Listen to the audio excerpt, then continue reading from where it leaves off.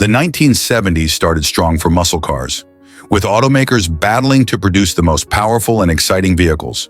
However, the decade soon became a perfect storm of rising insurance rates, stricter emissions regulations, and the oil crisis, all of which hurt the muscle car segment. While some models managed to thrive, others failed to meet expectations, either because of poor design, lackluster performance, or an inability to adapt to the shifting market. These 14 muscle cars from the 1970s failed to leave their mark and were overshadowed by their more successful counterparts. Dear viewer, don't forget to subscribe to the channel. Thanks for your support. Number 14, 1974 Pontiac GTO. Once a defining nameplate of raw American performance and muscle, the GTO had become a mere shadow of its former self by the mid-1970s.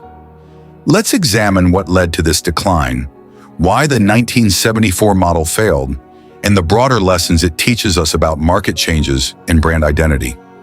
Introduced in 1964, the Pontiac GTO is often credited with starting the muscle car craze. It combined a mid-sized body with a big, high-performance engine, offering thrilling performance at an affordable price. By the late 1960s, the GTO was a legend. Models like the 1966 and 1969 GTO boasted aggressive styling, powerful engines, and a reputation for dominating the streets. The GTO became synonymous with Pontiac's "We Build Excitement" slogan. By 1974, the GTO was no longer built on a dedicated midsize body. Instead, it was based on the compact Ventura platform. The smaller platform meant the GTO lost the muscular stance and road presence that had defined earlier models. Pontiac's decision to downsize was partly driven by fuel economy concerns and rising insurance costs for muscle cars. The standard engine was a 350 cubic inch V8 producing just 200 horsepower. For context, the original 1964 GTO offered up to 348 horsepower. Emissions controls, higher compression ratios, and stricter regulations all strangled the engine's potential. The GTO was no longer a standout performer in its class.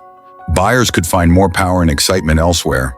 While the Ventura platform wasn't inherently ugly, it lacked the bold, aggressive design language that had become a hallmark of the GTO. The GTO package largely consisted of cosmetic upgrades, such as badging and decals, rather than the substantial performance enhancements buyers expected. By the mid-1970s, buyers were moving away from muscle cars and toward more practical, fuel-efficient vehicles. The 1974 GTO felt like an awkward attempt to bridge the gap between compact cars and performance, alienating traditional muscle car enthusiasts and failing to win over economy-minded buyers. The 1974 GTO sold fewer than 7,100 units, a stark contrast to the glory days of the 1960s, when annual GTO sales regularly exceeded 70,000. The 1974 model marked the final GTO until its brief resurrection in the 2000s. It symbolized the decline of the muscle car era, as performance gave way to practicality and regulations. The GTO had been a symbol of raw performance. By attaching its name to a watered-down product, Pontiac hurt its reputation and alienated loyal fans. While automakers needed to adapt to changing regulations and market demands, the GTO's compromises, smaller size, weaker engines, and uninspired design highlighted the risks of losing a product's core identity. The 1974 GTO wasn't just a victim of Pontiac's decisions, it was also a casualty of the times. Fuel crises, emissions regulations, and shifting consumer preferences all conspired to make the traditional muscle car less viable. The 1974 Pontiac GTO is a cautionary tale of what happens when an iconic nameplate loses its way.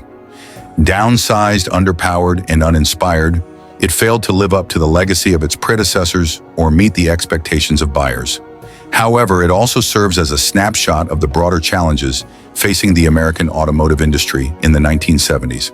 Number 13, 1971, AMC Javelin SST, a car that embodied bold ambitions yet failed to achieve the lasting success of its more famous competitors. As we examine its history, we'll explore why it ultimately fell short, despite its innovative styling and unique approach to the pony car market. The Ford Mustang's 1964 debut created a new market segment: affordable, stylish, and sporty cars aimed at younger buyers. By the late 1960s, nearly every major American automaker had joined the fray, with Chevrolet's Camaro and Plymouth's Barracuda leading the charge. As a smaller, less resourced automaker, American Motors Corporation, AMC, needed to make a splash in the competitive pony car market. The Javelin, introduced in 1968, was AMC's answer to the Mustang and Camaro, offering distinctive styling and a variety of engine options. The 1971 Javelin was completely redesigned, showcasing a long hood, pronounced fender bulges, and an aggressive stance. AMC's designers leaned into a more dramatic, futuristic look, differentiating the Javelin from its more conservative competitors. The SST trim represented the upscale version, featuring unique details such as vinyl roof options, wood grain interior accents, and upgraded upholstery. AMC offered a range of engines for the Javelin SST, from a 232 cubic inch inline-six to a 401 cubic inch V8 producing 330 horsepower. The optional Go package added performance features like heavy-duty suspension, front disc brakes, and a functional ram air hood scoop. AMC invested heavily in motorsport, securing a partnership with Penske Racing and legendary driver Mark Donohue. The Javelin achieved notable success in Trans Am racing, winning the championship in 1971. Unlike Ford, Chevrolet, or Dodge, AMC lacked the widespread dealer network and marketing clout to compete effectively. Buyers gravitated toward the Mustang, Camaro, and Challenger, which were seen as more prestigious and desirable. While the 401 V8 offered strong performance, the base models were underpowered compared to competitors. AMC's small size meant it struggled to match the variety of performance packages and options available from Ford, GM, and Chrysler. AMC interiors were often criticized for feeling cheap. Even in higher trims like the SST, fit and finish issues undermined the car's appeal to buyers seeking a polished product. The Mustang had defined the pony car segment, making it the default choice for many buyers. The Camaro, particularly with its SS and Z/28 variants, offered a combination of style and performance that outshone the Javelin. By the early 1970s, rising insurance costs and looming emissions regulations were starting to dampen enthusiasm for performance cars. AMC's smaller market share made it harder to weather these changes compared to its larger competitors. Today, the Javelin SST is appreciated by enthusiasts for its bold design and Trans Am racing pedigree. Its relative rarity makes it a sought-after collector car, particularly in high-performance configurations. The 1971 Javelin SST represented a genuine effort by AMC to compete with the industry giants, but its inability to establish a stronger foothold in the market limited its success. It serves as a reminder of the challenges smaller automakers face in competing with well-established brands. While the 1971 Javelin SST stood out for its daring design and motorsport success, these factors weren't enough to overcome its disadvantages in performance and brand perception. AMC's limited resources meant it couldn't match the sheer variety, marketing power, or dealer support of its larger rivals. The Javelin SST's unique styling and racing credentials gave it a niche following, but it couldn't capture the broader market necessary for long-term success. The 1971 AMC Javelin SST is a fascinating example of bold ambition meeting harsh market realities. It had the looks, the racing credentials, and the performance options to stand out, but it couldn't overcome the dominance of the Mustang and Camaro or the challenges AMC faced as a smaller automaker. As we reflect on the Javelin SST, let's consider this.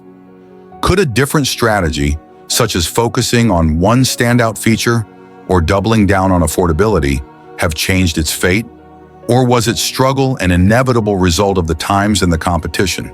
Number 12, 1973 Dodge Charger SE, a car emblematic of an era when the muscle car market was undergoing profound changes. Once celebrated as a fierce competitor in the muscle car segment, the Charger's transformation into a personal luxury car marked a turning point, not just for the model, but for the automotive industry as a whole. Introduced in 1966, the the Dodge Charger quickly became an icon of the muscle car era. By 1968, its sleek, fastback design and powerful V8 engines solidified its reputation as a performance powerhouse. Models like the Charger RT with the legendary 426 HEMI V8 epitomized raw American muscle. Emissions regulations. The 1970 Clean Air Act ushered in stricter emission standards, forcing automakers to detune engines. Rising insurance costs, skyrocketing premiums for high-performance cars, reduced demand among young buyers. Fuel crisis looming. Although the oil embargo hit in late 1973, fuel efficiency was already becoming a concern. The 1973 Charger featured a revised design with a longer, heavier body and a more formal roofline.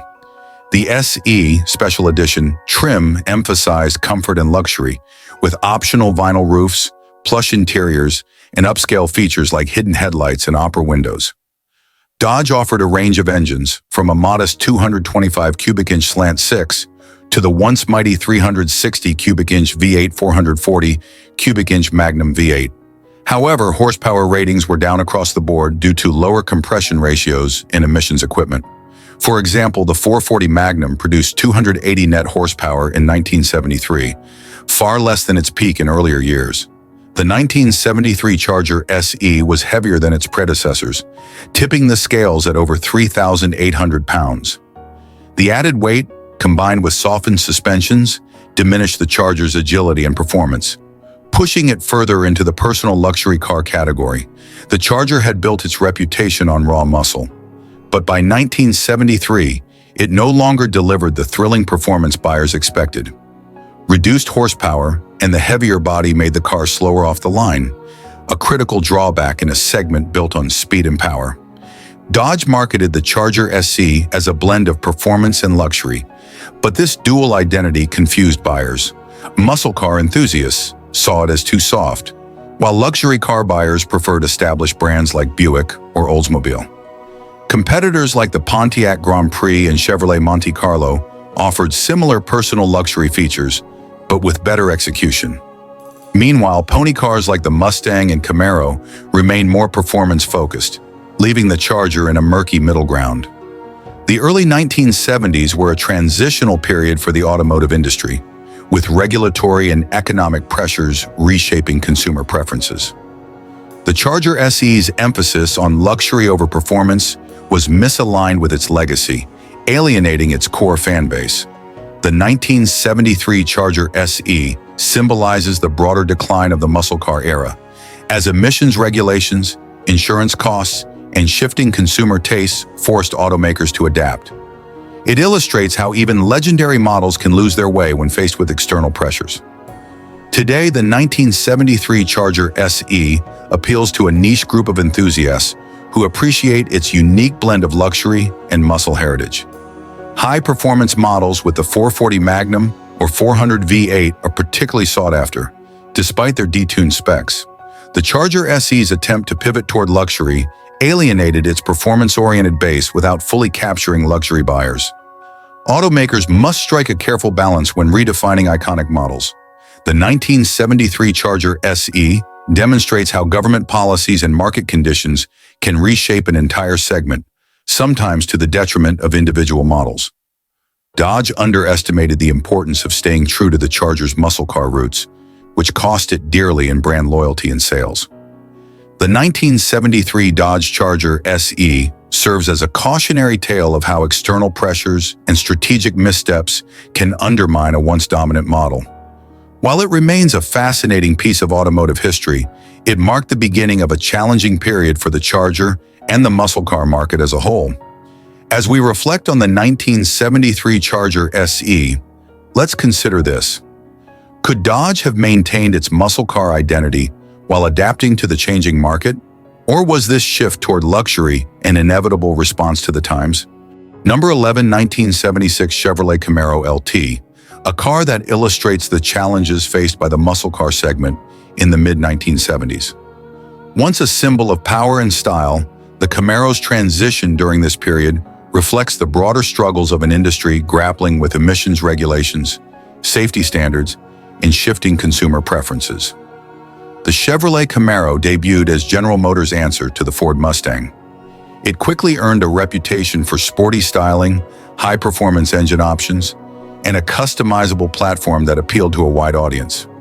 By the late 1960s and early 1970s, the Camaro's Z/28 and SS trims offered impressive performance, establishing it as a serious competitor in the pony car market. Its combination of raw power and aggressive styling made it a favorite among muscle car enthusiasts. The implementation of the Clean Air Act in the early 1970s forced automakers to add emissions control systems that reduced engine power. Catalytic converters, unleaded fuel requirements, and detuned engines significantly impacted performance. New safety regulations added weight to vehicles, including reinforced bumpers and structural changes to meet crash safety requirements. These additions negatively affected acceleration, handling, and fuel efficiency. Although the oil embargo had subsided by 1976, fuel efficiency remained a key concern for buyers, further diminishing the appeal of gas-guzzling performance cars. The LT luxury touring trim aimed to position the Camaro as a more refined, comfortable vehicle. It included upscale interior features like better upholstery, additional sound insulation, and wood grain accents. Engine options included a base 250 cubic inch inline-six and a 305 or 350 cubic inch V8, but power output was far below earlier models. The 350 V8 produced a mere 165 horsepower in 1976, a sharp decline from the high-performance engines of the late 1960s. The Camaro LT's weight, now over 3,600 pounds, exacerbated the sluggish performance. The second-generation Camaro received updated styling in 1974, with larger bumpers to comply with safety standards. By 1976, the Camaro's once sleek design had become bulkier and less aggressive, diluting its sporty image. Muscle car buyers expected thrilling acceleration and dynamic handling, but the 1976 Camaro LT delivered neither. The combination of emissions controls, added weight, and lower power output made it feel lackluster compared to earlier Camaros. Chevrolet attempted to market the LT as a luxury-oriented pony car, but this shift alienated performance enthusiasts. Buyers seeking luxury often opted for larger, more comfortable vehicles from Buick or Oldsmobile. Ford's Mustang faced similar struggles, but the Mustang II leaned heavily into practicality and fuel efficiency, carving out a different niche. Japanese imports like the Toyota Celica and Datsun 280Z offered better handling, reliability, and fuel economy, attracting younger buyers. The mid-1970s marked a decline for the Camaro as it struggled to balance regulatory requirements with consumer expectations. While later models would regain some of the Camaro's performance heritage, the 1976 LT is remembered as a symbol of compromise. Today, the 1976 Camaro LT appeals primarily to enthusiasts interested in restoring or preserving a piece of automotive history. Its rarity compared to high-performance models gives it some niche appeal, but it lacks the iconic status of earlier or later Camaros. The 1976 Camaro LT's attempt to adapt to a changing market led to compromises that alienated its core audience. This highlights the importance of understanding and preserving a model's identity during times of transition. Regulatory and economic pressures forced automakers to innovate, but these changes often came at the cost of performance and appeal. While the 1976 Camaro LT struggled, it laid the groundwork for Chevrolet's eventual recovery in the muscle car segment, culminating in the third-generation Camaro in the 1980s. The 1976 Chevrolet Camaro LT represents a challenging chapter in the Camaro's storied history. As the muscle car era faded, the LT tried to redefine itself as a luxurious alternative, but fell short of expectations. Its story serves as a reminder of the difficulties automakers face when external factors demand change.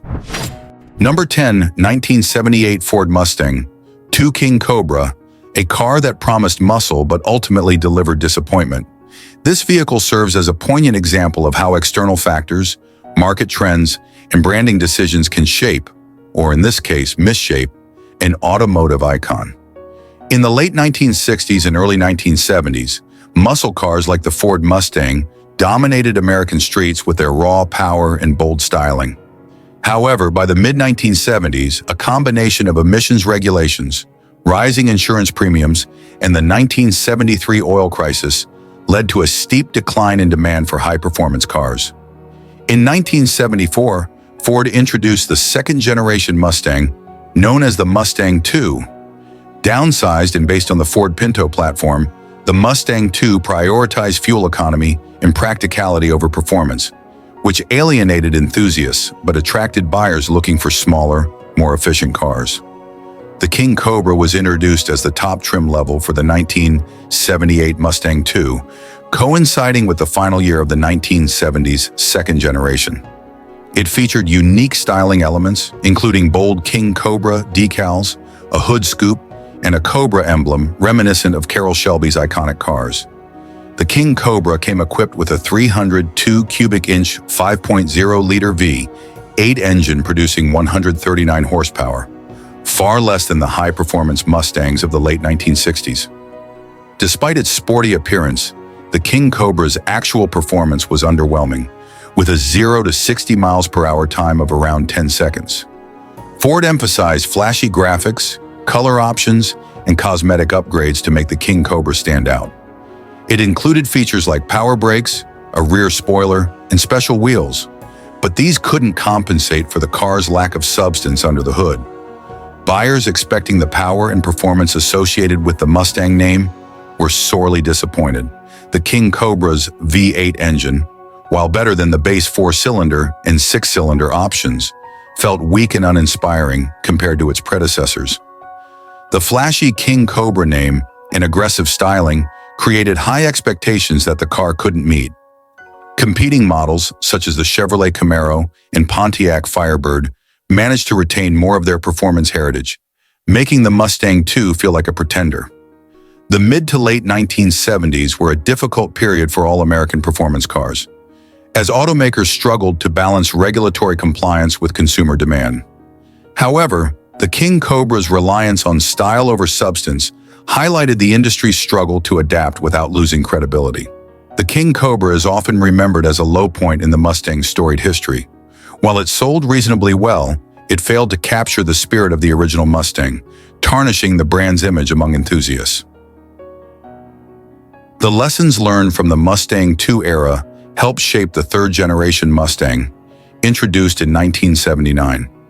With the Fox platform, Ford shifted back toward performance, eventually leading to the resurgence of the Mustang as a true muscle car in the 1980s. The King Cobra name created expectations that the car couldn't meet, emphasizing the importance of aligning branding with actual performance. The King Cobra illustrates the difficulty of balancing regulatory and market pressures while maintaining a car's identity. Even in challenging times, automakers must find ways to preserve the core values of a brand to maintain consumer trust and loyalty. The 1978 Ford Mustang II, King Cobra, is a cautionary tale about the challenges of maintaining a brand's identity during turbulent times. While it may not have delivered the performance its name suggested, it remains an interesting chapter in the Mustang's evolution. Number 9, 1974 Plymouth Roadrunner, a car that exemplifies the decline of the muscle car era. Once celebrated for its no-frills approach to power and performance, the 1974 Roadrunner found itself hampered by external pressures and internal missteps that left it struggling to maintain its legacy. Plymouth introduced the Roadrunner as a stripped-down, budget-friendly muscle car, offering big engines and minimal frills to keep costs low. Its focus on raw power and affordability made it a hit among young buyers, and it quickly became a muscle car icon. By the early 1970s, the Roadrunner offered powerful engine options like the 426H EMI and 446-pack, solidifying its place among muscle car legends. The early 1970s brought significant challenges to the muscle car segment, including stricter emissions regulations that stifled performance, rising insurance premiums for high-performance cars, the 1973 oil crisis, which shifted consumer priorities toward fuel efficiency. The 1974 Roadrunner adopted a heavier, bulkier design as it shared the new B-body platform with the Satellite.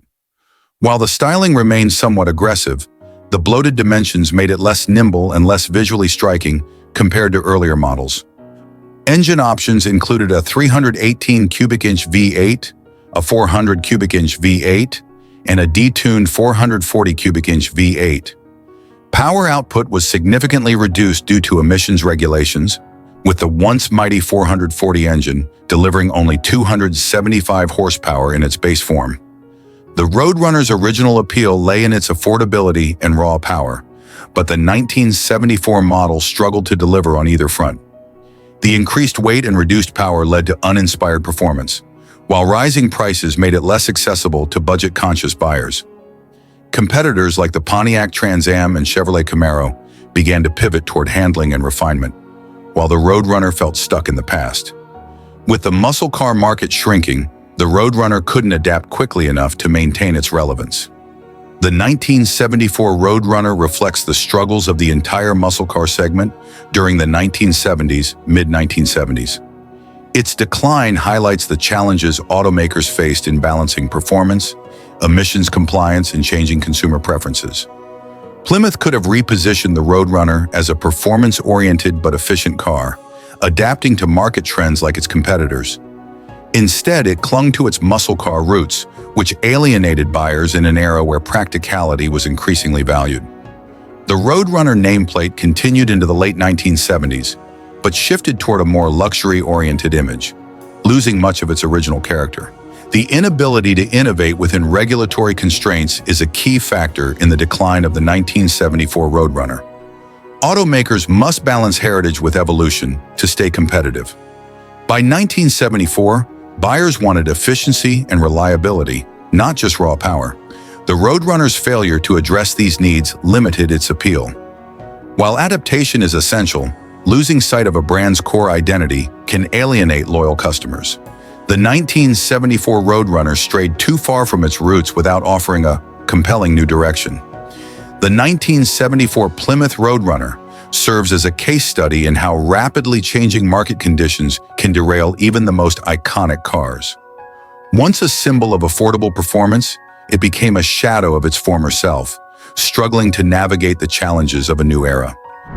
Number 8, 1975 Oldsmobile Cutlass Salon 442, a car that once represented the height of muscle car performance and style, but by the mid-1970s had become little more than an exercise in branding. This vehicle serves as a stark reminder of how market forces, regulations, and shifting priorities can drastically reshape an iconic nameplate. The 442, standing for 4-barrel carburetor, 4-speed manual transmission, and dual exhaust, was Oldsmobile's response to the burgeoning muscle car movement. It offered serious power and performance, with early models boasting a 330 cubic inch V8 and a reputation for speed and style.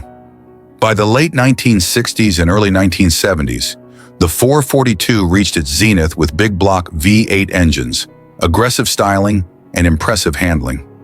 It became synonymous with American muscle, rivaling legends like the Pontiac GTO and Chevrolet Chevelle SS.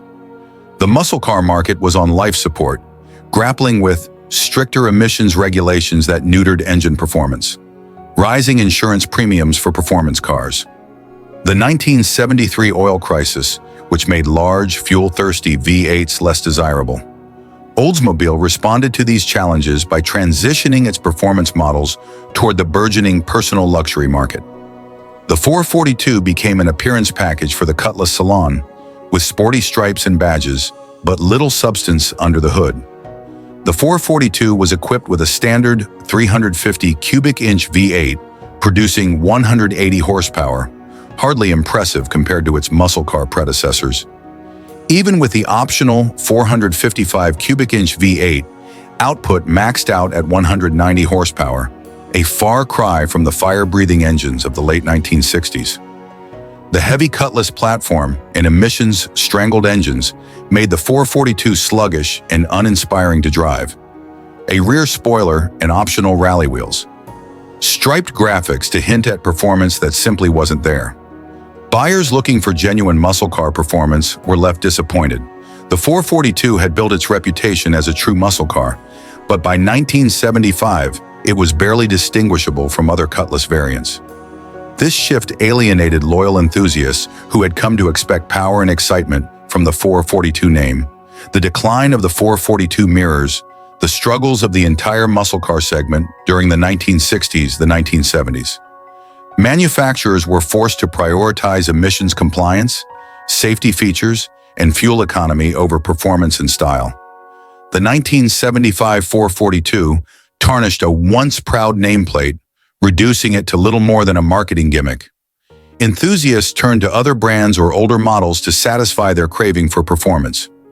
While other automakers like Pontiac and Chevrolet experimented with turbocharging and other innovations to keep their performance models relevant, Oldsmobile's approach felt lazy and uninspired. Using the 442 name on a car with lackluster performance undermined its legacy and alienated loyal customers. Automakers must protect the integrity of their performance brands, even in challenging times. While external factors limited performance, other automakers found creative ways to maintain excitement, such as smaller, high-revving engines or turbocharged options. Oldsmobile's reliance on an outdated formula left it behind the curve. The transition from muscle cars to personal luxury vehicles was inevitable, but the 442's half-hearted pivot failed to capture either audience effectively. The 1975 Oldsmobile Cutlass Salon 442 stands as a cautionary tale about the dangers of resting on past laurels and failing to innovate in the face of changing times. While the 442 nameplate continued in some form, its glory days were long behind it by 1975, leaving enthusiasts to lament the loss of a true muscle car icon. Number 7, 1979, Dodge Aspen RT, a vehicle that attempted to keep the muscle car spirit alive in an era dominated by emissions regulations, rising fuel costs, and shifting consumer preferences. Despite its RT badge, the Aspen struggled to live up to the expectations of performance car enthusiasts. Muscle cars dominated the American car market with bold styling, roaring V8 engines, and an accessible price tag for thrill-seeking drivers. Dodge, as part of the Chrysler lineup, had a strong showing with models like the Charger and Challenger. By the late 1970s, several factors contributed to the decline of the muscle car. Stricter laws meant engines were choked with smog equipment, significantly reducing power. The 1973 oil crisis changed the priorities of American buyers, who began favoring smaller, fuel-efficient cars. Rising premiums for high-performance vehicles deterred younger buyers. Launched in 1976, the Dodge Aspen was designed as a compact, family-friendly car that prioritized practicality. It replaced the Dodge Dart and aimed to capture a broad audience with its compact size and affordable price. In an effort to inject some performance credibility into the Aspen lineup, Dodge introduced the RT package. The 1979 Aspen RT featured unique graphics and badging, optional sport wheels and hood scoops, a choice of engines including a 318 cubic inch V8 and a 360 cubic inch V8. The base 318 V8 produced a mere 135 horsepower, while the optional 360 V8 managed just 175 horsepower. Even with the 360, the Aspen RT fell far short of the muscle car standard set by its predecessors like the Dodge Charger. The heavy emissions controls and detuned engines made the car feel sluggish, especially compared to earlier muscle cars. Built on a compact platform, the Aspen lacked the aggressive, wide stance that muscle car enthusiasts had come to expect. The RT graphics and hood scoops felt more like superficial attempts to add flair rather than genuine performance enhancements. The Aspen RT straddled the line between a sporty coupe and a compact family car, failing to fully satisfy either audience. Buyers looking for muscle cars turned to more established models like the Pontiac Firebird or Chevrolet Camaro, while economy-focused buyers skipped the RT package altogether. The Aspen lineup, including the RT, was plagued by reliability problems. Rust was a significant issue, especially in colder climates. Fit and finish were subpar, with interiors that felt cheap and poorly assembled. The Aspen RT serves as an example of how the muscle car formula struggled to adapt to the challenges of the 1970s. While it bore the hallmarks of performance with its RT branding, it lacked the power and excitement to deliver on its promise. Dodge had a chance to redefine the muscle car for a new era, but failed to innovate. Other automakers like Pontiac with its Trans Am found ways to maintain performance appeal despite emissions constraints. The Aspen RT is rarely remembered today, overshadowed by more iconic models from the same era. Its inability to leave a lasting impression highlights the importance of substance over style in automotive design. The Aspen RT illustrates the need for automakers to innovate rather than simply rely on nostalgia. Dodge could have experimented with lighter platforms, turbocharging, or other performance solutions to keep the RT relevant. Slapping a performance badge on a car without the substance to back it up risks damaging the reputation of an established brand. The RT name, once associated with true performance, lost much of its luster by the late 1970s. The 1979 Dodge Aspen RT represents a muscle car caught in an identity crisis, unable to navigate the challenges of a rapidly changing market. While it made a valiant attempt to keep the performance spirit alive, it ultimately failed to capture the excitement and power that defined its predecessors. Number 6, 1972, Mercury Cougar XR7, a car that attempted to navigate the shifting automotive landscape of the 1970s. Once a respected member of the pony car family, the Cougar underwent significant changes in its quest for broader appeal, leaving its performance roots behind. Introduced in 1967, the Mercury Cougar was designed as an upscale sibling to the Ford Mustang. It offered a mix of performance and luxury, catering to buyers who wanted more refinement without sacrificing power. By the early 1970s, rising insurance costs, stricter emissions regulations, and safety mandates were reshaping the car market. Automakers began focusing on personal luxury cars, vehicles prioritizing comfort, style, and features over raw performance. The second-generation Cougar, introduced in 1971, marked a significant departure from the original pony car formula. Larger and heavier, it shared its platform with the Ford Torino, distancing itself from the smaller, sportier Mustang. The XR7 trim aimed to position the Cougar as a personal luxury car, emphasizing comfort and sophistication. A longer, more imposing body with a plush interior, wood grain accents, leather seats, and advanced features like power windows and air conditioning. 8 engine options, ranging from a 351 cubic inch engine to a 429 cubic inch option. The original Cougar balanced luxury and performance, appealing to enthusiasts who wanted a refined pony car. The 1972 XR7, however, prioritized comfort over speed, with a softer suspension and less agile handling. While V8 engines were still available, emissions regulations had significantly reduced horsepower, making even the largest engine options feel sluggish. The second-generation Cougar's larger platform added weight, negatively impacting acceleration and cornering.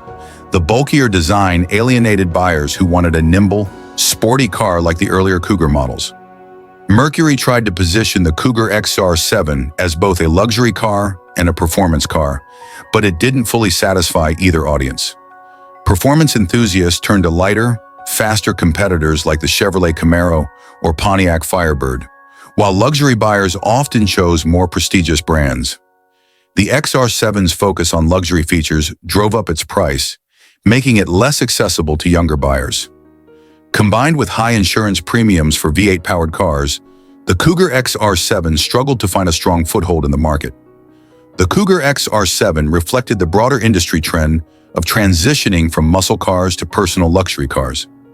This shift marked the end of an era for many performance-oriented models, as practicality and comfort took precedence. The Cougar name, once associated with sporty performance, became synonymous with a more sedate driving experience. This alienated the Cougar's core fan base and diminished its status in the muscle car world. While the Cougar XR7 managed to survive the downturn in muscle car popularity, it did so by abandoning much of what made the original Cougar special. This strategy may have kept the model alive, but it left an indelible mark on its legacy. The Cougar XR7 illustrates the challenge of adapting to market demands without losing brand identity. While the move toward luxury was practical, it came at the cost of alienating a loyal, performance-focused audience. Cars trying to straddle two markets, luxury and performance, often risk being seen as mediocre in both. Automakers need to clearly define their target audience to succeed. Compromising on performance to meet regulatory and market demands is understandable, but without innovation, these compromises can dilute a model's appeal. The 1972 Mercury Cougar XR7 is a cautionary tale of how shifting priorities and market forces can alter the trajectory of a once-beloved model. By prioritizing comfort over performance, the Cougar XR7 lost its connection to the muscle car heritage that made it a standout in the first place. While it survived the muscle car downturn, it did so at the cost of its identity. Number 5, 1975 Pontiac Firebird Esprit, a trim level that showcased the stark contrast between the muscle car glory days of the 1960s and the realities of the mid-1970s. While the Firebird Trans Am tried to preserve the muscle car spirit, the Esprit trim aimed at a different audience. Unfortunately, its soft focus and underwhelming performance alienated enthusiasts and failed to leave a lasting impression.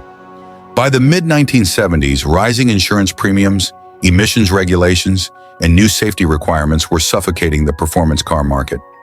Automakers began toning down their muscle cars, shifting towards softer, more comfortable designs that appealed to a broader audience.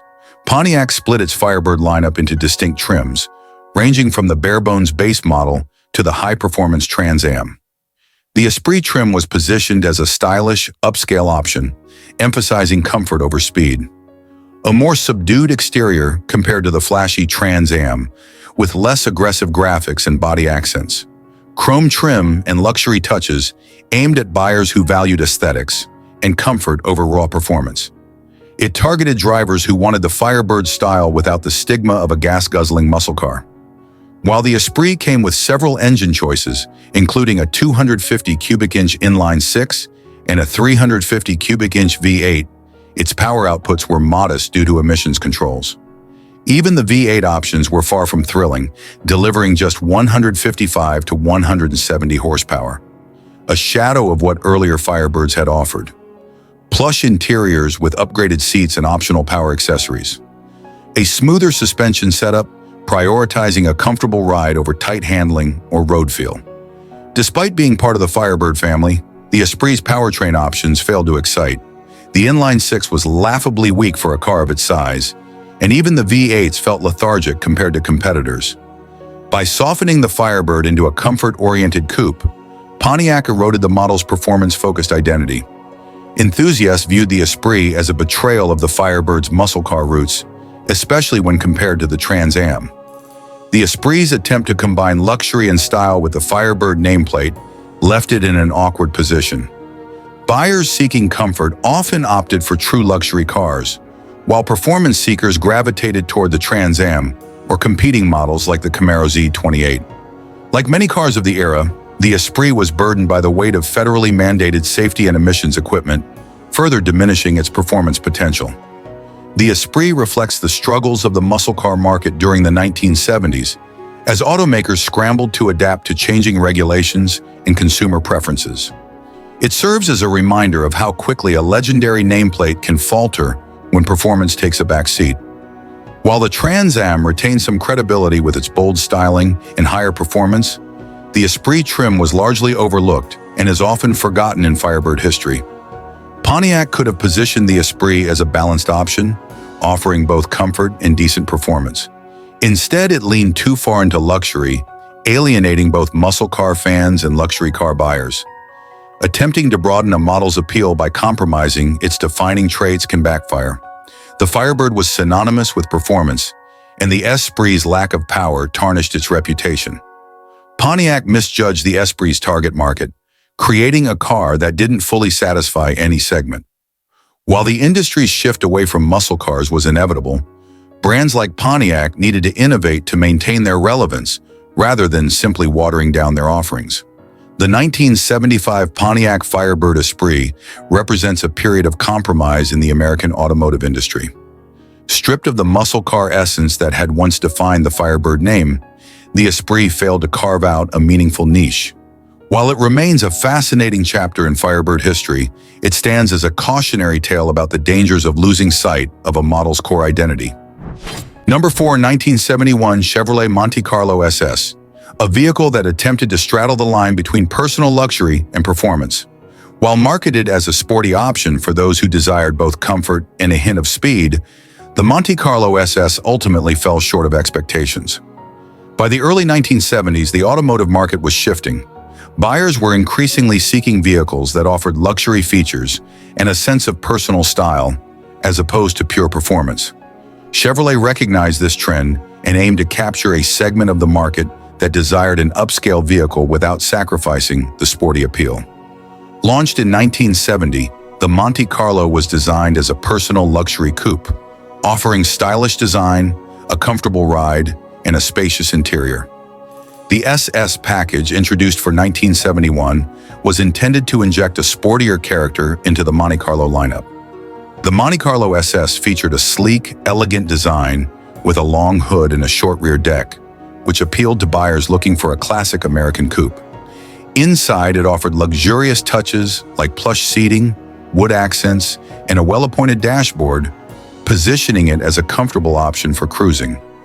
The SS package included a more powerful engine option, specifically a 454 cubic inch V8, which had the potential for decent performance.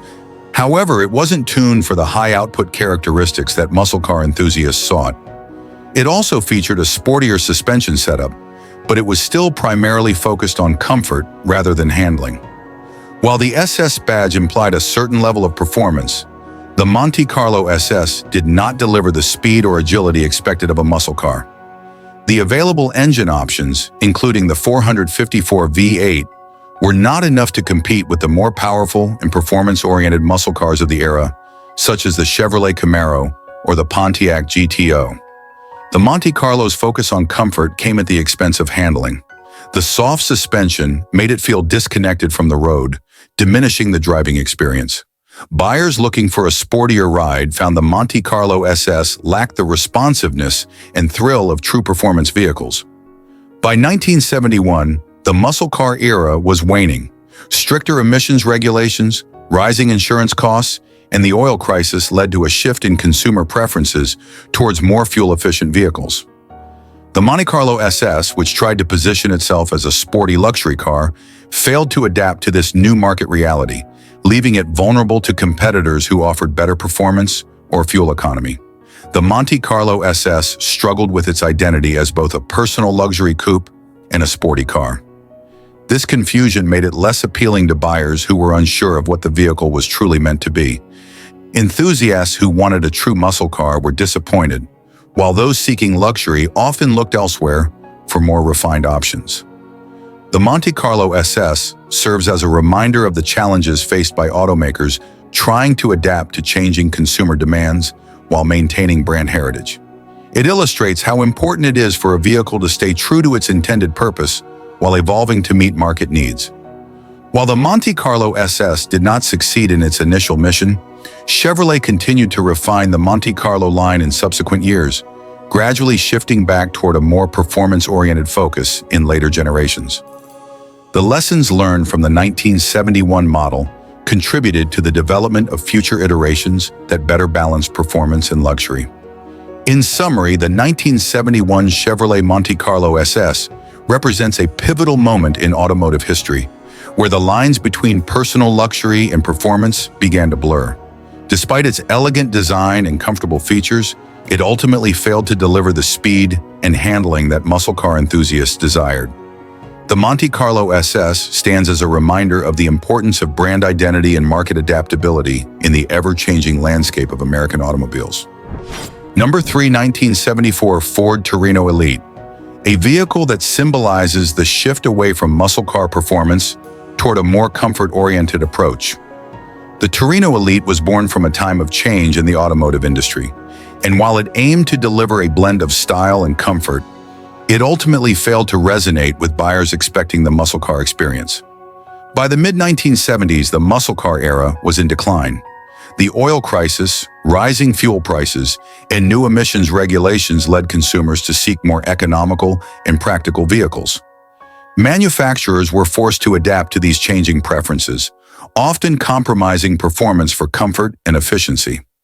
The Ford Torino had been a popular muscle car during the late 1960s and early 1970s, known for its sporty design and powerful engine options.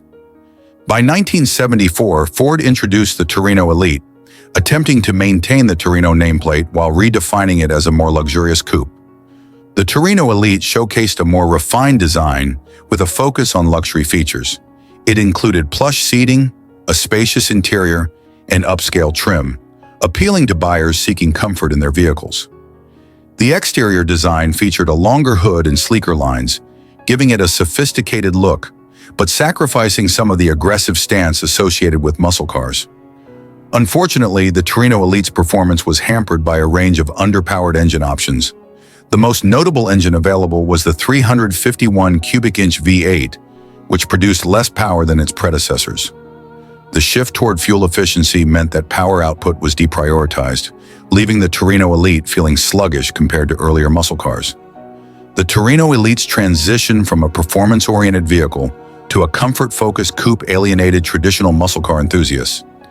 Many consumers looking for a sporty driving experience found the Torino Elite lacked the thrilling acceleration and handling of earlier models. The Torino Elite's larger size contributed to a feeling of bulkiness that detracted from the sporty driving experience. The car felt oversized on the road, which could be off-putting for buyers seeking a more nimble vehicle. This bulkiness was compounded by its heavy weight, which further impacted its performance and fuel efficiency. With a focus on comfort and fuel efficiency, the engine options for the Torino Elite were not only underwhelming, but also failed to inspire confidence. Buyers who had previously been attracted to the Torino for its performance were disappointed to find that the new model did not deliver the excitement they were seeking. The Torino Elite faced stiff competition from rivals like the Chevrolet Monte Carlo and Pontiac Grand Prix, which offered a better balance of performance and comfort. As consumer preferences continued to shift toward compact and fuel-efficient vehicles, the Torino Elite struggled to find its niche in a changing market. The Torino Elite serves as a cautionary tale about the consequences of straying too far from a brand's core identity. While it attempted to evolve with the times, it ultimately lost the very attributes that had made the Torino popular. Its failure reflects the broader trends in the automotive industry during the late 20th century, the 1970s, as manufacturers grappled with regulatory changes and shifting consumer demands. Following the Torino Elite, Ford and other automakers continued to explore ways to blend performance with comfort. Lessons learned from the Torino Elite inform future models that better address consumer desires without sacrificing the excitement of driving. The shift back towards performance-oriented vehicles in the late 1970s and 1980s showed that there was still a market for muscle cars, albeit with a different approach to design and engineering. In conclusion, the 1974 Ford Torino Elite epitomizes the struggles faced by American automakers during a time of significant change. Its failure to maintain its muscle car identity while adapting to new market demands resulted in a vehicle that did not resonate with buyers. The Torino Elite serves as a reminder of the delicate balance between comfort and performance, and the importance of understanding consumer preferences in the ever-evolving automotive landscape. Number 2, 1976 Buick Century Free Spirit. A model that represents an interesting yet ultimately disappointing attempt to inject some sportiness into Buick's lineup during a time when consumer expectations were evolving. While the Century had its merits, the Free Spirit Edition fell short in delivering the performance and excitement that its name implied. The automotive landscape of the 1970s was marked by a growing desire for performance, especially among younger buyers who were increasingly drawn to sporty models. However, the oil crisis and tightening emissions regulations led manufacturers to rethink their approaches, often prioritizing comfort and fuel economy over performance. Buick had a long-standing reputation for building luxurious, comfortable vehicles. The Century model line, in particular, was well regarded for its smooth ride and quality. The introduction of the Free Spirit Edition was an attempt to attract a more youthful demographic and compete with sportier vehicles on the market, like the Pontiac Grand Prix and Chevrolet Monte Carlo. The Free Spirit Edition featured distinct cosmetic enhancements designed to appeal to buyers seeking a sporty image. This included unique decals, stripes, and upgraded interior trim that gave it a more upscale appearance. Despite its sporty visuals, the Free Spirit's design didn't significantly differentiate it from standard Century models, which may have led to a perception of it as a mere appearance package. Unfortunately, while the Free Spirit aimed to present itself as a sporty option, its performance capabilities were underwhelming. It offered limited engine choices, with the most common being a V6 that lacked the power and excitement that the name Free Spirit suggested. Even optional V8 engines failed to deliver a thrilling driving experience, resulting in sluggish acceleration and uninspiring handling. The Free Spirit's focus on cosmetic upgrades rather than performance enhancements left it feeling more like a styling exercise than a true sporty model. Buyers looking for a spirited driving experience were left disappointed, as the vehicle did not deliver the performance to match its sporty aspirations. The mid-1970s saw an influx of performance-oriented vehicles from other manufacturers that offered genuine power and excitement, such as the Pontiac Trans Am and Chevrolet Camaro. The Free Spirit struggled to compete in this environment, as it lacked the robust performance credentials that buyers were beginning to prioritize in their vehicle choices. Buick's attempt to appeal to a younger audience with the Free Spirit Edition conflicted with its established identity as a maker of refined, luxurious cars. This brand confusion may have alienated both traditional Buick customers and younger buyers who were skeptical of the brand's sporty intentions. The 1976 Buick Century Free Spirit serves as a reminder that styling alone is not enough to create a successful sporty model. Genuine performance and driving dynamics are critical to capturing the interest of consumers seeking excitement.